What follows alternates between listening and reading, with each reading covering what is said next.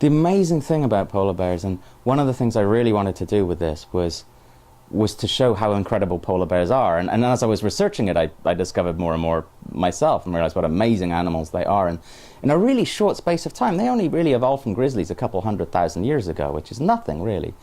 They've become incredibly well adapted to their Arctic environment. They're very, very well insulated. They have thick layer of blubber. They have black skin, which might seem counterintuitive. Their fur, which actually isn't white at all, it's translucent. It just looks white, the way that the light strikes it.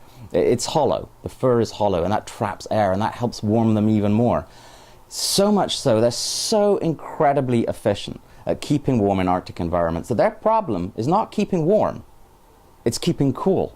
They amble along at a particular pace, a few miles an hour, and they can do that for thousands upon thousands of miles over the course of a year, and they do. And they're very capable of bursts of speed.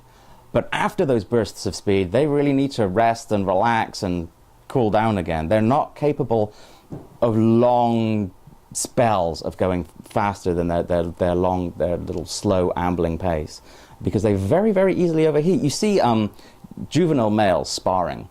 Well, you know, in Churchill, Manitoba, the polar bear capital of the world, and you see them sparring, and they'll play and they'll bite each other and they'll push each other. And then after about 10 minutes of that, they have to collapse and sleep for about an hour or two because they're just exhausted. They just overheat so quickly. One of the incredible things to me about polar bears is that they're the world's largest land carnivore. A male will end up in excess quite often of 1,500 pounds. And yet they're born just like a couple of pounds in a snowdrift.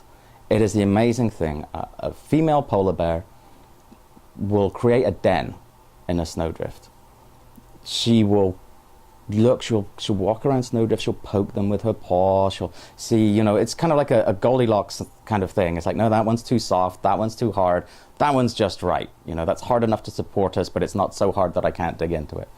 She'll dig a surprisingly small hole, a hole that would be very difficult for us to squeeze into. She'll dig downwards, and then she'll kind of dig back up again and carve out a big hole. And the reason she'll do that, of course, is that warm air, you know, they don't want the warm air to escape. They want to trap it in there. So they'll make a den, and she'll lie down there just about big enough for her. And in that den, she'll give birth to her two cubs, normally two, sometimes three, sometimes one. And for the first 3 or 4 months of their lives, that's all the cubs will know. They'll know the den, they'll know their mom, they'll know each other. They won't know the outside world at all. Mom won't eat for 3 or 4 months while she's in that den. That's where they'll grow up. And then after a while, sometimes as they want a little bit more room and they start to play, the cubs will make another little room, another little sort of semi-den off to the side. Some of them will have all kinds of different chambers in them.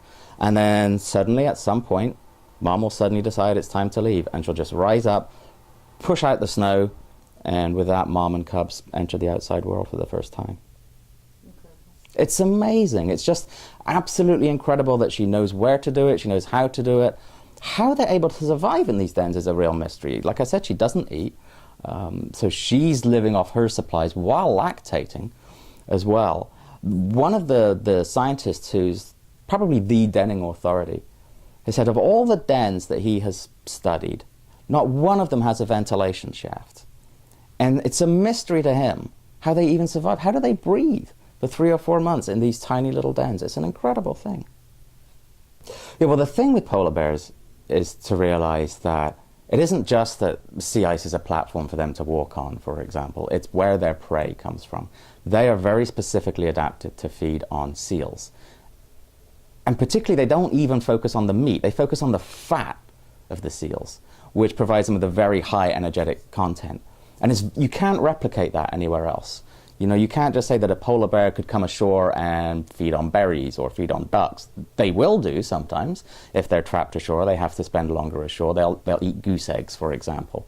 You know, they've even been seen clambering up cliffs to eat seabird eggs.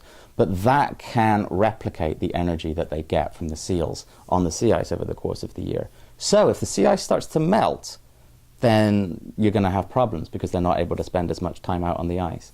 And what is starting to happen is in parts of their range, the sea ice is melting earlier in the spring, it's forming later in the fall. It's thinner and there's less of it when it does form. Now, even a polar bear that's incredibly well adapted to the Arctic, it's still the Arctic. It's still a tough environment. You're still living on the edge. So If you only have, say, 8 months a year to feed, because the other months of the year the ice melts, then if it starts melting earlier and forming later, then suddenly you've only got 7 months to feed, or maybe you've only got 6. And what is starting to happen is in some populations, as a consequence, you're seeing the bears are becoming smaller. The females are having a harder time having enough energy to even give birth. As a consequence, the populations are diminishing. Hudson Bay in particular is in decline, quite severe decline, and several other populations appear to be in decline as well, because their habitat essentially is disappearing beneath them, disappearing away from them. According to the National Snow and Ice Data Center, Arctic Ocean sea ice is declining in extent by about 11% per decade. And there's a prediction that by mid-century at latest, in the summer, the Arctic Ocean will be entirely sea ice free. Essentially, the environment that the polar bears need is disappearing. And if there's no sea ice, it's going to be very hard for there to be polar bears. What is happening to polar bears is a sign of what's happening to the entire Arctic environment. And that in itself is a precursor to what's happening in the rest of the world. Simply, we just have to reduce our fossil fuel emissions. We have to turn down the temperature. It's as simple as that. We can't protect polar bears without protecting the Arctic marine environment.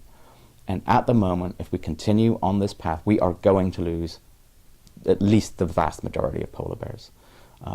It's just going to happen unless we take remedial measures. We have to reduce the amount of fossil fuels that we're emitting. Now, all of us can do what we can do. All of us can use less energy, drive less, turn the lights off, turn down the heat a little bit. These are all the things that we can all do, and everyone might think, well, how is turning off my lights or not driving to the corner going to help a polar bear? Well, there's 320 million of us in this country alone, and if we all do that, that's all going to start helping. If we can insulate our homes, we can do all of those things. But ultimately, it is going to require government action. It is going to require industry action to have greater energy efficiencies, less energy use, because what we are doing here is directly affecting the Arctic and, as a consequence, directly affecting the polar bear.